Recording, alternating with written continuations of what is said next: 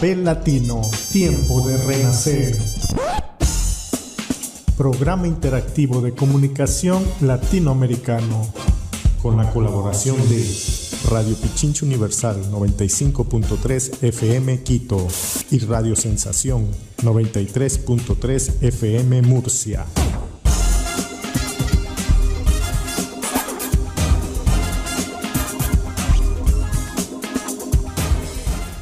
Babel Latino 348, bienvenidos y muchas gracias por estar aquí una semana más en nuestro programa internacional e intercultural Babel Latino. Estamos aquí como todos los sábados para agradecerles por conectarse con nosotros y también por escucharnos a través de Radio Pichincha Comunicaciones, Radio Sensación en Murcia y las redes online que ahora son el presente, Voces Migrantes, Visión Latina, Radio Sensación también de Murcia, nuestra red sin duda de Babel Latino, y un verdadero gusto poder estar aquí una semana más con Raíz Libre, Andrea Fernanda León. Muy buenas a todas, a todos nuestros seguidores, encantada una semana más de estar aquí. El día de hoy tenemos unos temas tan contundentes, tan importantes, que creo que no hace falta mucho más alargarnos en las introducciones, sino pasar directamente al grano, pero antes habrá que saludarle a Ricky, que es nuestro productor y nuestro mago, que nos ayuda a conectarnos y a hacer que estemos desde tantas partes del mundo juntos en esta plataforma ya desde hace tantos años. Así que gracias, Ricky, ¿qué tal estás? ¿Qué tal? Saludos a todos, saludos a los invitados, recordándoles siempre que este es un programa interactivo, así que sus comentarios estarán saliendo en pantalla.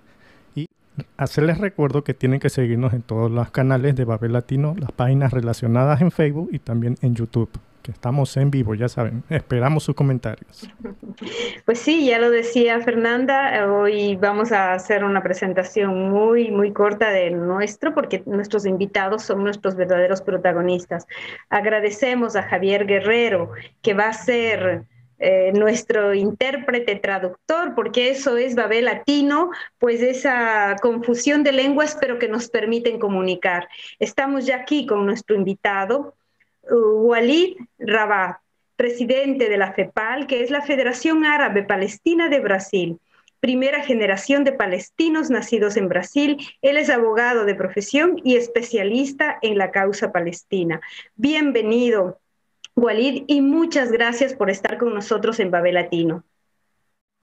Em primeiro lugar, eu agradeço muito, em nome da Federação Árabe Palestina do Brasil, em nome da diáspora árabe palestina brasileira, em meu nome pessoal, a oportunidade de estar, a partir do Brasil, em Babel Latino, bem como Raíz Libre, para falar sobre a Palestina e falar sobre o recrudescimento da violência da ocupação sionista na Palestina. E eu espero, francamente, ser muito útil nesse nosso momento. Agradeço muito e cumprimento todos efusivamente, especialmente a audiência que nos assistirá. Muito obrigado. Quiero agradecer en nombre de la Federación Árabe Palestina de Brasil la invitación en mi nombre propio y para poder comentar sobre la diáspora del pueblo palestino, tanto en Brasil como en el mundo, y el recrudecimiento que ha acontecido en los últimos tiempos en el territorio de Palestina.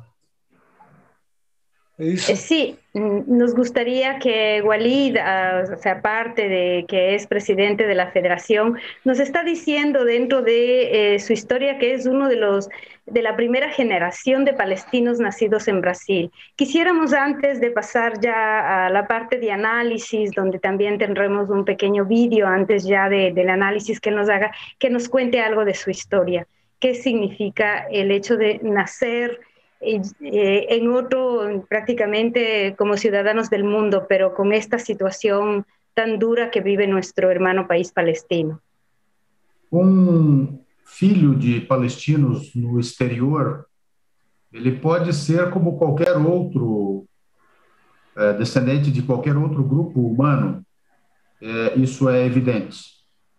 Entretanto, nós somos um grupo humano que vive uma diáspora na condição de exílio provocado por uma limpeza étnica, um projeto colonial.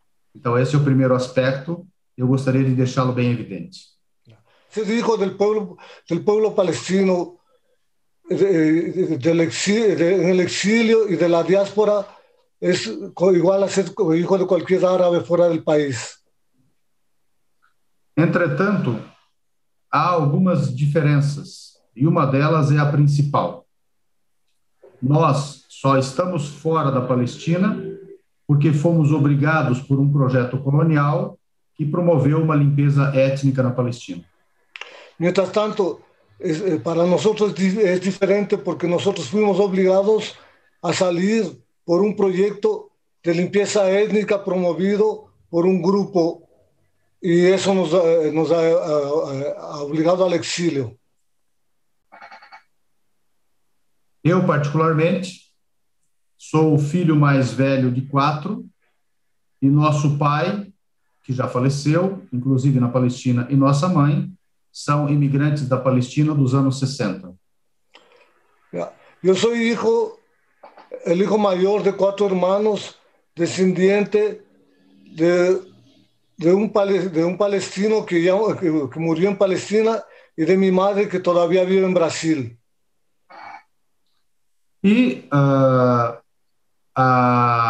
questão palestina e tomar contato com o problema da Palestina começou em casa, ouvindo meu pai e minha mãe. El tomar contacto con la causa palestina surgió en casa, escuchándoles a mi padre y a mi madre hablar sobre Palestina. Todo o resto decorre disso. Então, a opção por ser anti-imperialista, atuar politicamente nos movimentos sociais e no movimento estudantil, e depois no movimento palestino, foi automático. Depois de esto, la posición antiimperialista y revolucionaria va aconteciendo naturalmente en el movimiento estudiantil y después en la causa palestina. E, atualmente, para ser bem resumido, eu milito no movimento árabe palestino brasileiro desde o ano de 1984 e, em 1985, eu participei do primeiro encontro, que foi o primeiro encontro da Juventude Árabe Palestino Brasileira, em 1985. E de lá para cá, eu sou um militante palestino e, bom tempo para cá, um dirigente palestino no Brasil. En 1984 él participa del primer encuentro de la Juventud Árabe Palestina en Brasil y desde 1985 se dedica a la causa árabe palestina, convirtiéndose en los últimos años en un dirigente de la causa palestina en el exilio en Brasil. E, por fim, isso me levou também a uma série de outras situações. Eu citaria especialmente ter sido representante árabe no Conselho de Promoção da Igualdade Racial, Conselho Nacional. Foi uma das melhores experiências que eu tive e onde eu entendi melhor o que significa o apartheid. Y finalmente, él ingresa al Consejo Nacional de Igualdad Interracial y que fue una de las mejores experiencias que ella tuvo, porque consiguió entender mejor lo que es el apartheid en la Palestina. Muchas gracias, de verdad, una gran experiencia humana, política, social, profesional, en fin, una integridad de ser humano que para nosotros es un honor, de verdad, como Babel Latino, poder tener a Iliad Rabat con nosotros. Pues Javier, dile a Iliad, aunque él dijo que entiende muy bien el español, vamos a pasar en estos momentos un video en español, obviamente, video audio para nuestros oyentes también, ya que estamos en radio, pues respecto a una síntesis de lo que es la historia palestina, ¿no? La historia palestina-israelí. El conflicto entre Israel y los palestinos es muy complejo. Durante décadas, esta disputa ha causado decenas de miles de muertos y millones de refugiados, y ha convertido a Oriente Medio en un polvorín que está siempre a punto de estallar. Pero ¿por qué pelean israelíes y palestinos? La respuesta es complicada. Para entender esta historia hay que dar un paso atrás en el tiempo, hasta finales del siglo XIX, cuando en Europa toma fuerza el sionismo. El objetivo principal de este movimiento de carácter nacionalista era la creación de un Estado para todos los judíos del mundo, que pondría fin a milenios de persecuciones y exilio. De hecho, apareció en parte como respuesta al antisemitismo que recorría Europa en aquellos años. Un antisemitismo que tuvo su máxima y brutal expresión con el Holocausto durante la Segunda Guerra Mundial. ¿Y dónde querían crear ese Estado judío? Sobre la mesa había distintas opciones: Uganda, Argentina o incluso una región de Siberia llamada Birobidzhan, en la frontera entre Rusia y China. Pero la tradición judía dice que la tierra de Israel está en el área geográfica conocida como Palestina o Tierra Santa, o sea, aquí, en esta franja de tierra de unos 400 kilómetros de largo entre el mar Mediterráneo y el valle del río Jordán. Pero ¿qué pasa? Que esta región también es sagrada para los musulmanes y para los cristianos. Además, cuando se empezó a plantear la creación de este Estado judío, esta zona pertenecía al Imperio Otomano, y si bien allí había una comunidad judía, la población era mayoritariamente árabe. Pero ocurrió algo que lo cambió todo: la Primera Guerra Mundial.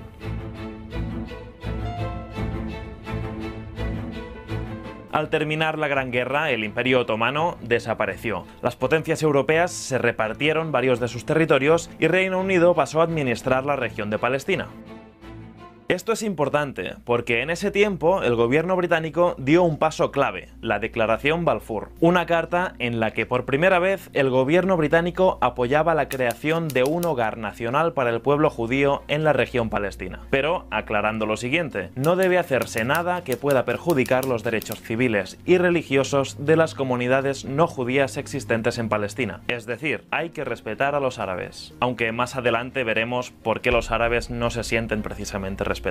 El hecho es que en los años 20 y 30 miles de judíos se instalaron en este. Poco después de terminar la Segunda Guerra Mundial, los judíos instalados en la región palestina eran unos 600.000, la mitad de la población árabe en aquel momento. Y pronto aumentaron las tensiones entre las dos comunidades. Para resolver la situación y buscar una posible convivencia, en 1947 la ONU propuso un plan. ¿En qué consistía? Pues en la creación de dos estados independientes, uno árabe y el otro judío, mientras que Jerusalén tendría un régimen especial. Los israelíes aceptaron esa división, pero los árabes no. Lo consideraban una pérdida de su territorio y el plan de la ONU nunca se implementó. Sin embargo, hay una fecha clave: el 14 de mayo de 1948. El líder judío David Ben Gurión proclama el establecimiento de la que perdura hoy es la división del territorio palestino en dos: Cisjordania, que incluye Jerusalén Oriental, y la Franja de Gaza. Pocos años después de la Primera Guerra Árabe-Israelí, en 1956, una crisis por el Canal de Suez provocó otro enfrentamiento militar, esta vez entre Egipto e Israel, que tuvo el apoyo de Reino Unido y de Francia. Aunque esta vez, tras 9 días de contienda, las fronteras quedaron inalteradas, hasta junio del 67, cuando se produjo el tercer conflicto, conocido como la Guerra de los 6 días, porque duró 6 días. Al terminar esta guerra, Israel ocupó Cisjordania, Gaza y la península del Sinaí.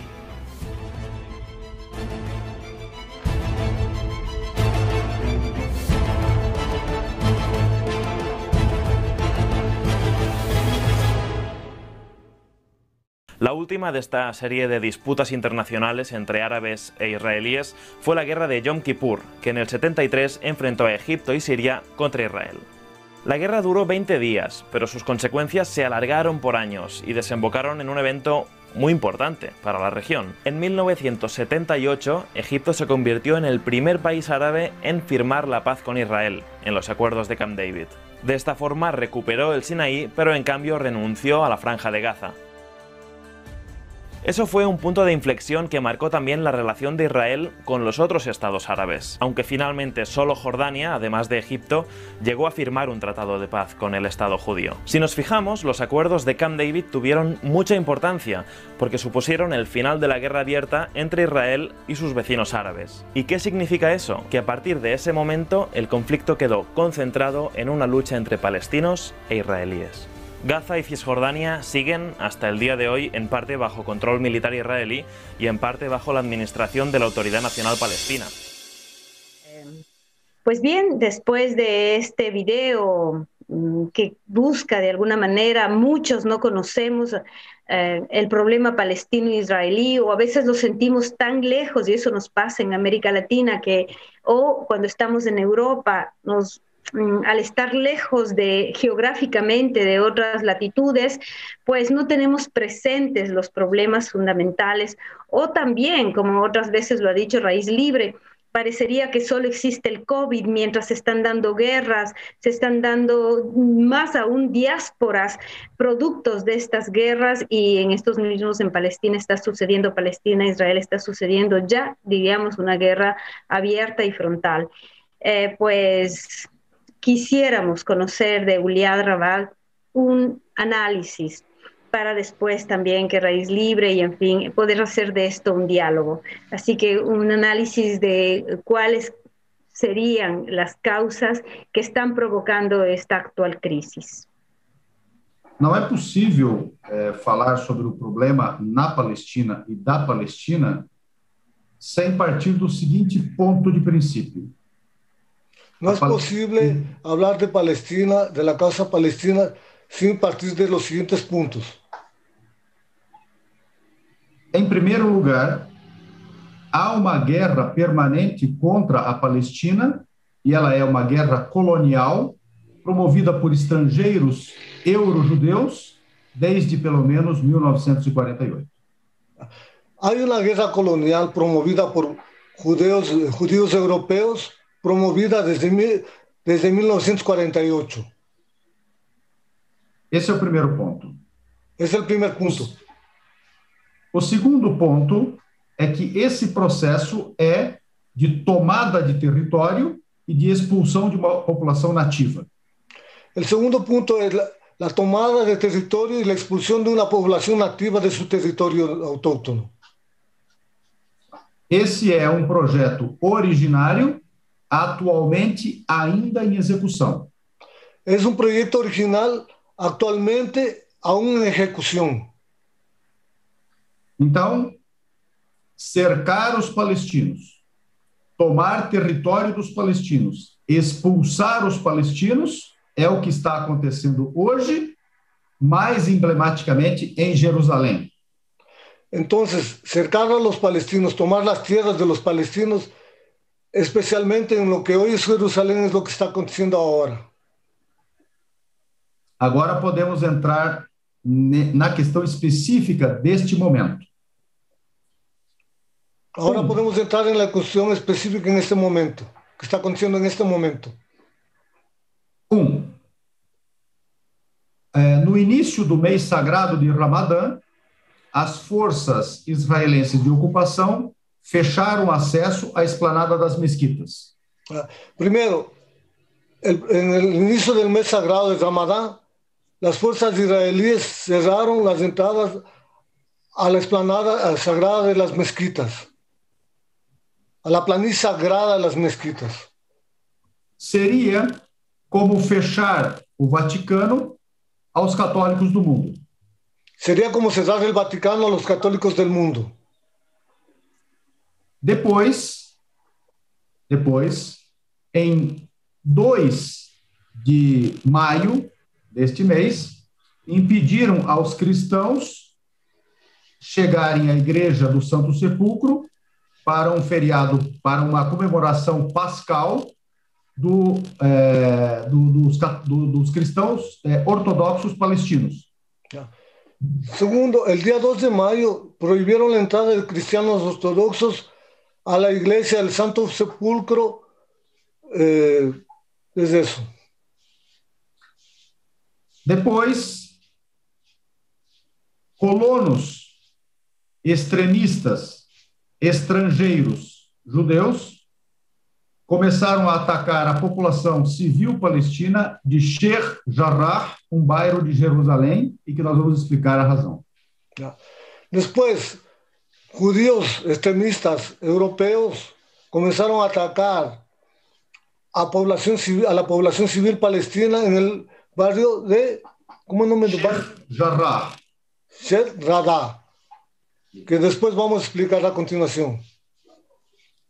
Sheikh Jarrah aloja um grande número de moradores palestinos,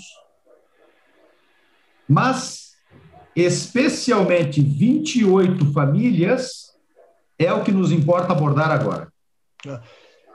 Sheikh Jarrah aloja una población palestina, pero ahora en este momento nos importa citar la presencia de 28 familias que vamos a abordar en este momento. Sheikh Jarrah é um bairro histórico e muito antigo, situado no limite do que se chama Jerusalém Oriental e Ocidental. Sheikh Jarrah es un barrio antiguo que está situado entre el límite de Jerusalém Oriental y Jerusalén Occidental. Essas 28 famílias são refugiadas do processo de limpeza étnica de 1948. Esas 28 familias son refugiadas del proceso de limpieza étnica acontecido en 1948. Ficaram sem ter onde morar e, em 1956, foram alojadas ali para poderem viver no exílio até o dia que possam retornar ao que lhes foi roubada para ser Israel. Ellos fueron alojados en 1956 en ese barrio hasta que puedan volver del exilio a la tierra que le fue robada por Israel. Em 1967, Israel invade o restante da Palestina, inclusive Jerusalém Oriental, e impede a estas famílias terem acesso aos documentos de propriedade. En 1967, el ejército de Israel invade el resto de la Palestina e impide que esas 28 familias puedan volver a su lugar de origen. E ter acesso aos seus documentos de propriedade em Sheikh Jarrah. Y tener acceso a los documentos de propiedad en Sheikh Jarrah. Atualmente, 4 famílias judias estrangeiras reclamam as casas de 4 destas famílias. Actualmente, 4 familias de judíos extranjeros reclaman la propiedad de 4 familias de 4 familias palestinas de Sheikh Jarrah. Essas famílias estrangeiras obtiveram uma decisão de um tribunal israelense a favor delas. Esas 4 familias de extranjeros obtuvieron una decisión favorable en un tribunal israelí a favor de ellas. O que também é ilegal, porque a Carta da ONU e as Convenções de Genebra proíbem que a potência ocupante legisle sobre território e população ocupada. Esto es ilegal porque la ONU no reconoce que una potencia que esté ocupando un territorio pueda legislar a favor de sus ciudadanos. Entonces, es eso. Então, este é o quadro que se sintetiza em 4 elementos. Es el cuadro que se sintetiza en 4 elementos. A população de Sheikh Jarrah vive a continuidade da limpeza étnica hoje. La población de Sheikh Jarrah vive la continuidad de la limpieza étnica hoy. Há um processo racista, supremacista de judaização de Jerusalém. Hay un proceso racista y de judicialización del territorio palestino de Sheikh Jarrah. Na verdade, de toda Jerusalém, ou seja, tornar toda Jerusalém apenas judia. El objetivo es convertir toda Jerusalén en apenas judía. Então, temos a despalestinização de toda Jerusalém. Entonces tenemos la despalestinización de toda Jerusalén. E temos quarto processo que se divide em dois. Tenemos un cuarto proceso que se divide en dos. A descristianização de Jerusalém. La descristianización de Jerusalén. E a desislamização de Jerusalém. Y la deslimización de Jerusalén. Acabar con la influencia del Islam. O que quer dizer que, na prática, Jerusalém deixará de ser a metrópole histórica do monoteísmo. Lo que quiere decir en la práctica que Jerusalén dejará de ser la metrópoli del monoteísmo del mundo. Esse é o processo que se vive em Jerusalém e ele é contra não só os palestinos, mas contra toda a humanidade. Es el proceso que se vive en Jerusalén, no solo contra el pueblo palestino, sino contra toda la humanidad. Eu sei que há muitos outros contornos e eu procurei explicar de modo resumido, e há um contorno muito especial, caso me permitam, que é sobre as eleições em Jerusalém. Hay otras visiones, pero él se ha detenido en estas cuatro, pero si ustedes le permiten, va a profundizarse en otra que es muy específica, que son las elecciones en Israel. Na verdade, não em Israel, as eleições palestinas que foram impedidas em Jerusalém e por isso foram canceladas. En verdad, las elecciones palestinas que iban a acontecer en Jerusalén y que fueron impedidas por Israel y por lo tanto canceladas. Vocês sabem que a Palestina vive um processo de reconciliação nacional e de convocação de eleições gerais. Palestina vive un proceso de reconciliación nacional y de convocación a elecciones generales. Uma das eleições, de 3, aconteceria no dia 22 deste mês. Una de las elecciones acontecería el 22 de este mes. Infelizmente, Israel impediu tanto que houvesse campanha eleitoral em Jerusalém, quanto que seus cidadãos palestinos pudessem se cadastrar para votar. Tanto que Israel impidió que haya campaña electoral y que los ciudadanos palestinos pudiesen empadronarse para participar de las elecciones. Isso quer dizer que há um projeto muito claro de separação imediata de Jerusalém de toda a Palestina. Esto quiere decir que hay un objetivo inmediato de la separación de Jerusalén de toda la Palestina. Então, esse é um quadro resumido para compreendermos o atual momento conectado a um todo maior que sempre foi de tomada e limpeza étnica da Palestina. Este es un resumen de un cuadro pequeño en un todo mayor que el objetivo es la limpieza étnica en Palestina. Walid, voy a preguntarte, a ver, además de que esto sea una profunda falta de respeto a la religión y que el conflicto en base tiene un objetivo, como has dicho, de arrasar con la cultura palestina, con el pueblo palestino, yo me pregunto por las razones que van más allá de lo religioso y lo cultural, las razones económicas generalmente que están detrás de cada conflicto y cada guerra. Sabemos muy bien que en Medio Oriente la puerta que abre, digamos, el Medio Oriente es ahí, precisamente, donde nacen las culturas, donde nacen las religiones. ¿Y cuál es el interés o qué crees tú que está detrás y por qué las Naciones Unidas, supuestamente, y Europa, que al final es la nuez del problema, de donde se ha empezado todo, a partir de la Segunda Guerra Mundial, ¿qué interés económico hay detrás de este conflicto? Em primeiro lugar, nós precisamos, nunca devemos, na nossa opinião, dar a Segunda Guerra Mundial como um epicentro. Nunca debemos dar a la Segunda Guerra Mundial como el epicentro del conflicto.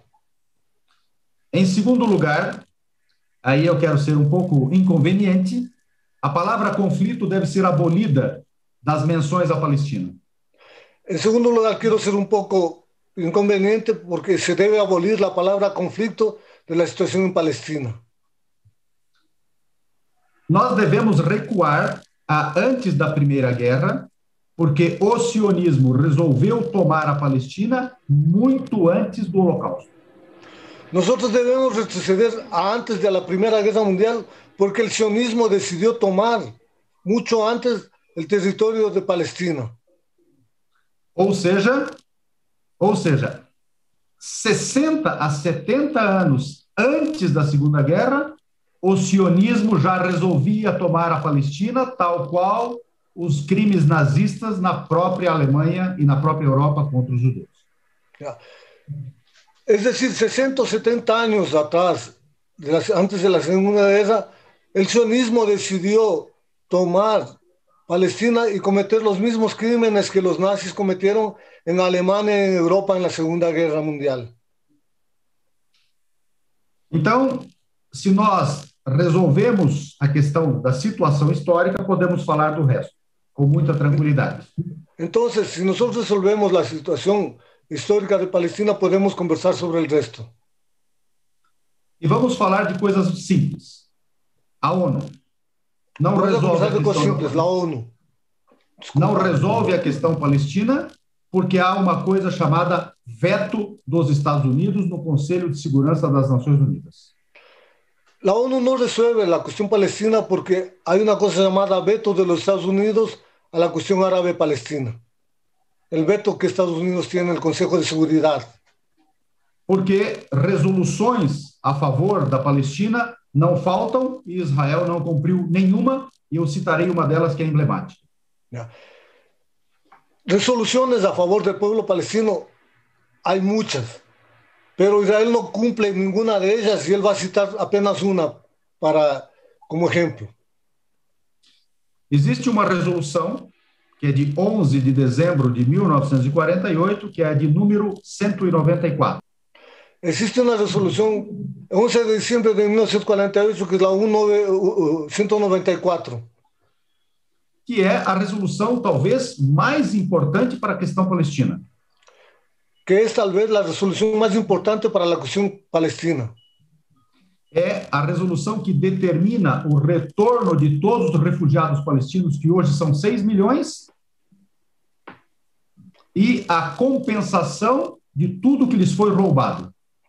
Es el retorno de 6 millones de palestinos que fueron expulsados de sus tierras y la compensación económica de todo lo que les fue robado. 6 millones de palestinos. Actualmente. Essa resolução, em 1949, quando Israel foi admitido como o 56º Estado-membro da ONU, apenas em 49. Cuando en 1949 Israel es aceptado 56 miembros de la ONU. Esta resolução 194 foi cláusula condicionante. Esta resolución 194 fue cláusula condicionante para el ingreso de Israel a la ONU. Ou seja, Israel disse ao mundo que o retorno dos refugiados aconteceria, em troca disso foi admitido como Estado e até hoje não cumpriu esta e nenhuma outra resolução da ONU. Então,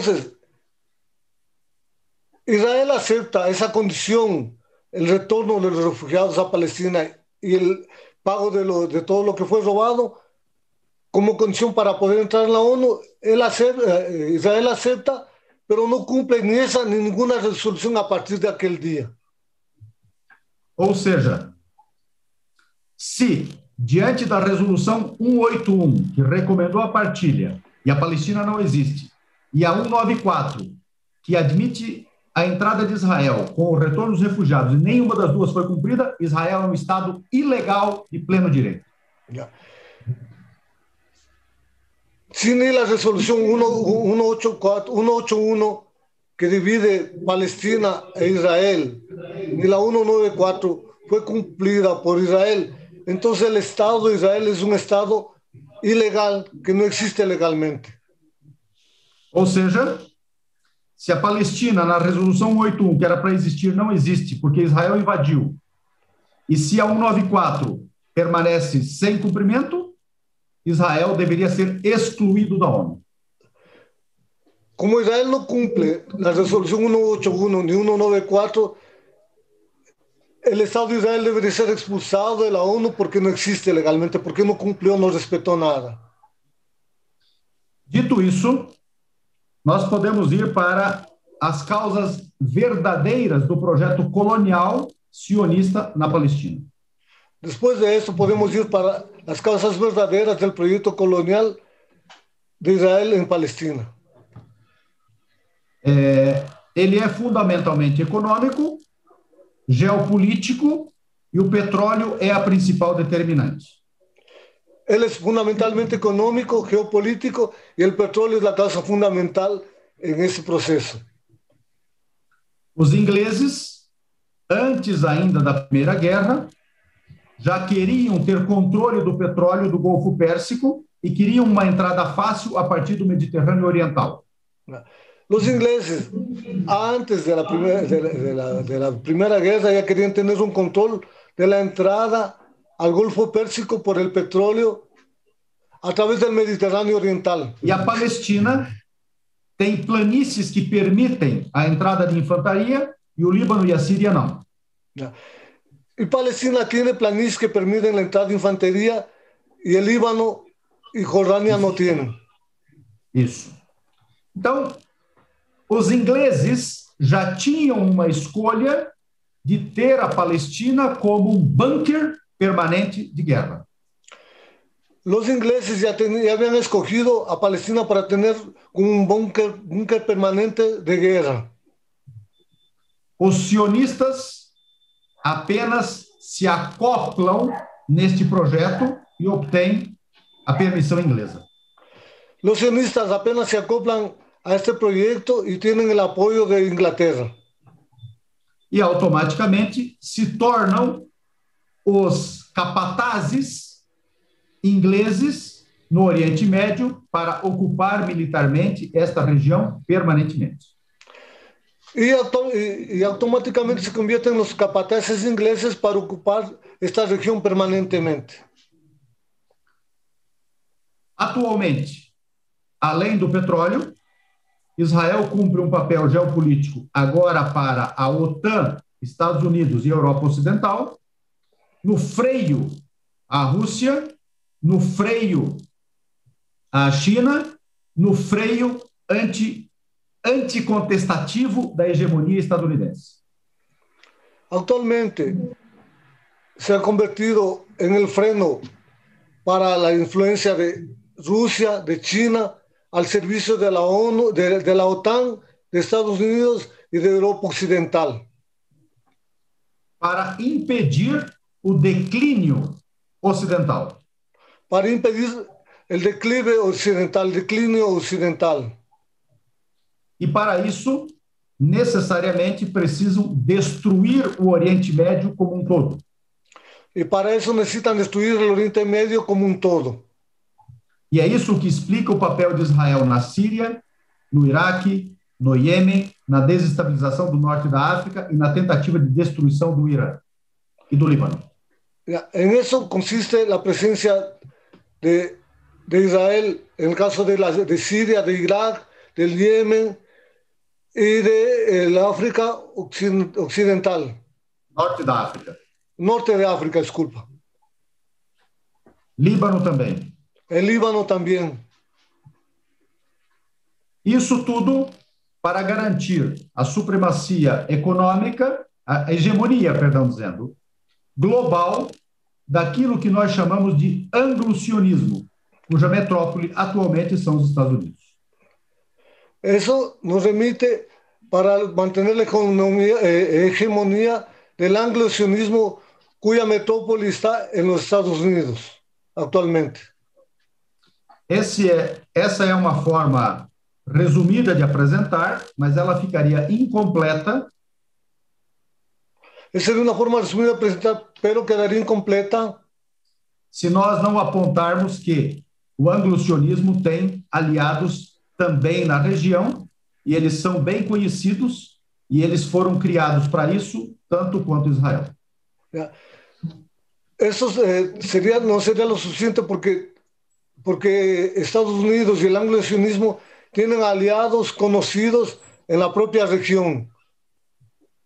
E que foram criados, tal qual Israel, para o mesmo objetivo. Y que fueron criados, igual que Israel, con el mismo objetivo.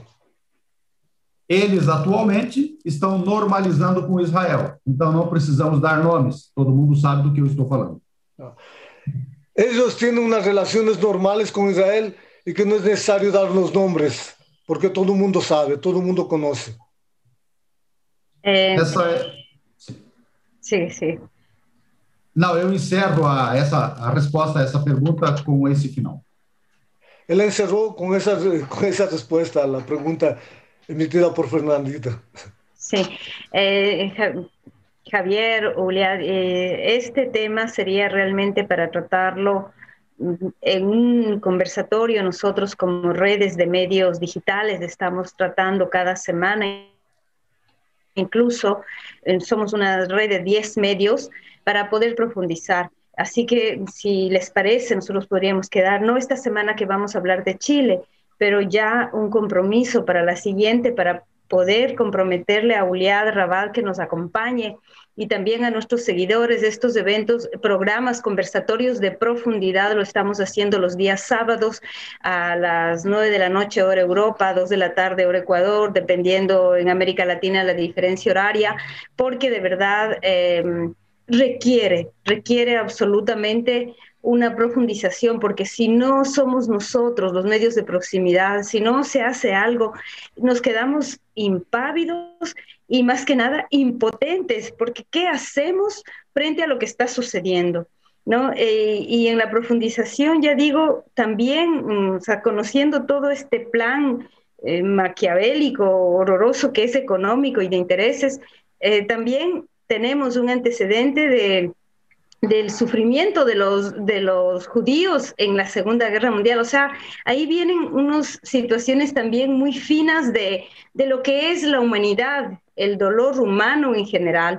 Eso no quita que el pueblo palestino ha sido arrasado de sus principales derechos, de su tierra, de todo, y obviamente hay un interés muy grande en todo lo que ha pasado en los países árabes, y que parecería un tema religioso, pero no deja de ser intereses de poder.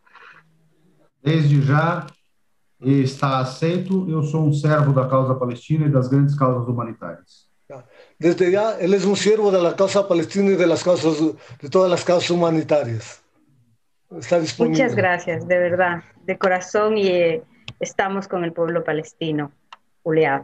Muchas gracias, Eva Belén. Muchas gracias. Muito obrigado a vocês. Força sempre, luta até a vitória de todos os povos. Gracias. Hasta la victoria. Muchas gracias a ustedes y lucha siempre hasta la victoria de todos los pueblos.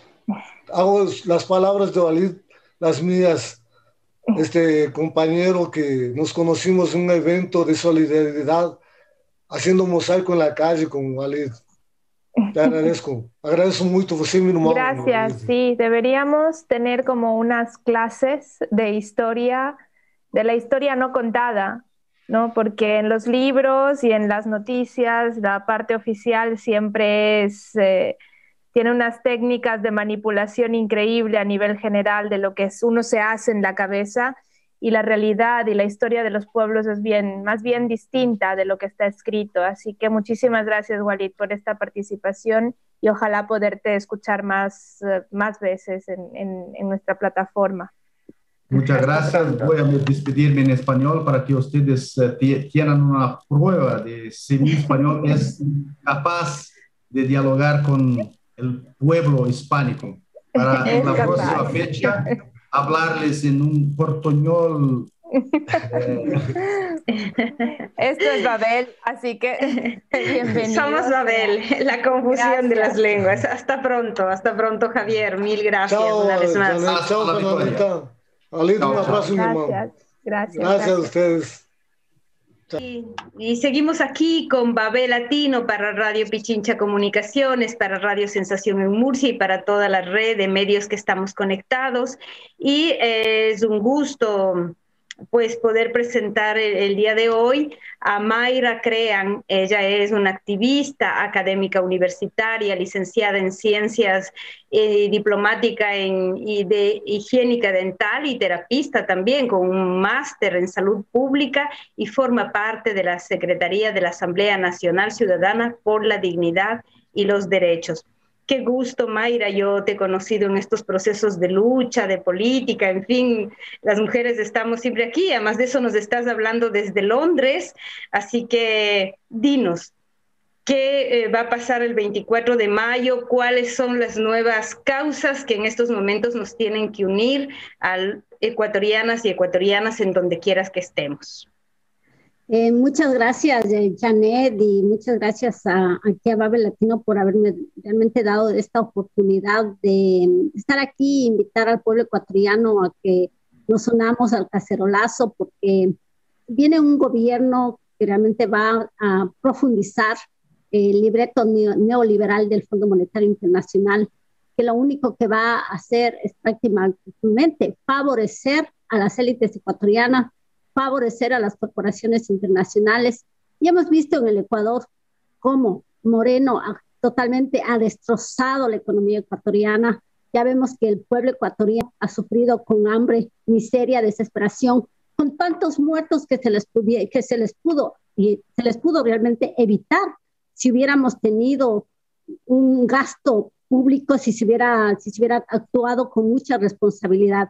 Y por lo tanto, algo que no hice, realmente les mando un fuerte abrazo desde Europa, les saludo y les mando un fuerte abrazo a cada uno de ustedes y les invito realmente que se unan al cacerolazo el día 24 de mayo. Vamos a estar en las calles en el Ecuador, en todos los sectores ecuatorianos. Únete desde tu casa, desde tu patio, desde tu parque, y si puedes salir al Congreso, mucho mejor. Te esperamos ahí desde las 11 de la mañana. Tenemos que darle una despedida a este gobierno fascista, se le podría decir, un gobierno de la élite que lo único que ha hecho es empobrecer al pueblo ecuatoriano, matar de hambre al pueblo ecuatoriano, mientras favorecer a estas élites. Y también vamos a aprovechar de paso también a darle la bienvenida a un gobierno de derecha que va a seguir profundizando las mismas economías. Y que te digo, Patricia, que no va a crear ningún empleo, no va a hacer absolutamente nada a favor del pueblo ecuatoriano. Lo único que va a hacer es empobrecernos. Ya al haber escuchado ahí a un ministro que ya ha sido elegido por el señor bancario, un tal Cueva Armijos, quien dice que el Ecuador, imagínate, con $350, que es que están los ecuatorianos ganando demasiado dinero. Yo les pregunto a estos ministros, pues, y les pregunto a todos estos, entonces bájense los sueldos, pues también empiecen a ganar a $350, ¿no? Si les parece que el pueblo ecuatoriano está ganando con $350, mucho, bájense los sueldos también a $350. Me parecería justo que de la misma manera como comunican que $350 es mucho para que ganen los sueldos, bájense los sueldos de Lazo, bájense los sueldos absolutamente todos. Y de los asambleístas también y de toda esta élite de poder y de esta podredumbre, porque para mí ya no tiene otro nombre. Mira, así es, tenemos que hacer ese cacerolazo, que seguramente muchos y muchas ecuatorianas van a estar presentes. ¿Cómo se hace en el caso que estemos así fuera y que estemos online? Porque tú ves que ahora todo se hace a nivel digital. Dime, ¿hay alguna fórmula de que estemos ahí también nosotros con nuestro cacerolazo? Sí, efectivamente, y muchas gracias, Janet, por preguntarme, por hacerme esta pregunta.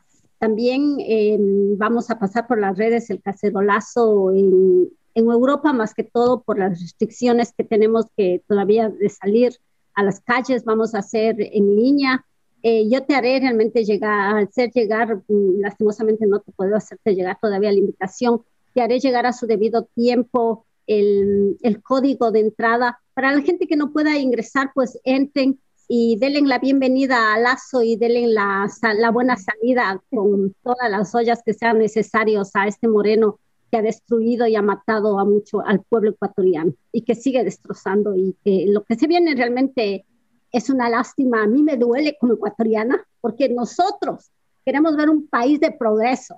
Nosotros queremos ver que cada uno de nuestra gente viva con derechos, viva con dignidad y no en la pobreza que están viviendo. Así es, Mayra, definitivamente con esa emoción que lo dices nos hace sentir esta necesidad no solo de resistir, sino fundamentalmente de luchar para cambiar. Sabemos lo que nos espera estos próximos 4 años, muy doloroso, pero no vamos a dejar, y nosotros como esta pequeña trinchera de Babel Latino seguiremos entre cultura, internacionalismo y lucha, haciendo lo que nos corresponde y soñando y luchando por nuestra causa. Así que estaremos el día lunes 24, ya nos enviarás para nosotros en Babel Latino compartir el cacerolazo que haremos para la despedida de Lenín Moreno, el innombrable, el peor presidente de la historia, y la llegada de quién sabe otro peor, para el mal y lastimosamente de nuestro país. Pero ahí estaremos en la lucha. Así es que hasta pronto, y Mayra, gracias. Hasta la próxima. Aquí seguimos. Dios Aquí seguimos cuando necesites. Muchas gracias. Hola, soy Raíz Libre. Y yo soy Guara. Les invitamos a que sigan nuestro programa semanal intercultural e internacional Babel Latino. Somos una plataforma de comunicación abierta, participativa. Recreamos puentes de ciudadanía universal entre Ecuador, España, Italia, Latinoamérica, por un mundo sin fronteras. Felicito a Babel Latino porque con su propuesta de interculturalidad fortalece los lazos de integración entre Latinoamérica y Europa. Babel Latino, sábado, 12 horas, por Pichincha Comunicaciones. Bueno, amigas, amigos del mundo entero, de Ecuador hasta Palestina, pasando por Londres, esta semana ya han visto la cantidad, la calidad del contenido y también la dureza, ¿no? A veces revisitar la historia desde otros puntos de vista nos puede volver a reubicarnos en esto que está pasando en el mundo. Muchísimas gracias a todos por seguirnos. No se olviden de estar en las redes, de conectarse con la página de Facebook de Babel Latino. Estamos los sábados en Radio Pichincha Universal, también en Radio Sensación en Murcia los lunes, en todas las redes de Babel Latino, que ya no sé ni cuántas somos, ni cómo nos llamamos, que estamos creciendo, nos abrazamos todos en ese intento que hacemos de resistencia y de comunicación horizontal e internacional. Patricia, Ricky, sí, muchas gracias. No se olviden nuestra solidaridad con el pueblo colombiano, y esta noche que haremos un análisis de la situación y de los buenos resultados, porque no todo es negativo, que tuvimos en Chile en la Constituyente. Así que les esperamos la próxima semana a la misma hora en todas nuestras redes. Ricky. Sí, gracias a ustedes, chicas, gracias a los invitados que estuvieron en este programa el día de hoy. Agradecerle también a todos los comentarios que fueron saliendo en la pantalla, todos y cada uno. Ya saben, la próxima semana los esperamos. Chao. Chao, gracias.